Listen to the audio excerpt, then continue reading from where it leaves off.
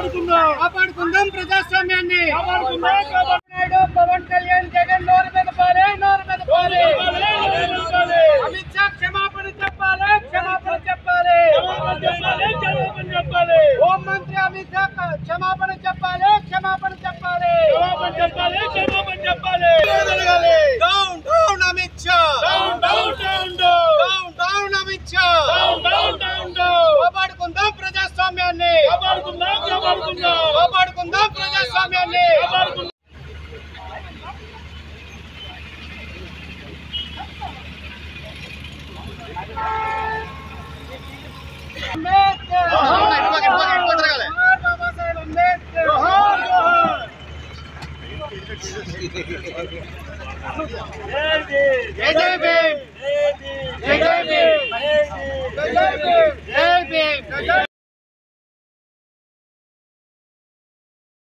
పాండ్రంగి వెంకటరమణ ఉత్తరాంధ్ర అంబేద్కరైట్స్ నాయకుడిని.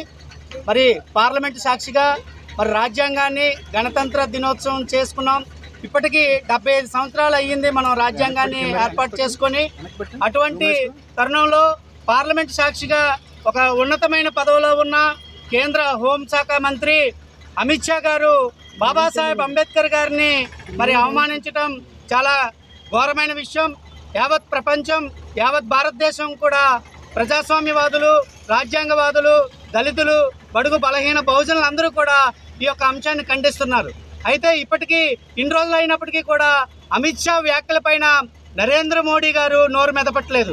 మరి ఆంధ్రప్రదేశ్ రాష్ట్ర ముఖ్యమంత్రి మరి చంద్రబాబు నాయుడు గారు నోరు మెదపట్లేదు. కూటమిలో ఉన్న పవన్ కళ్యాణ్ గారు నోరు మెదపట్లేదు. ప్రశ్నిస్తానన్న పవన్ కళ్యాణ్ ఈ రోజుకి నోరు ఎందుకు మెదపట్లేదో అర్థం కావట్లేదు.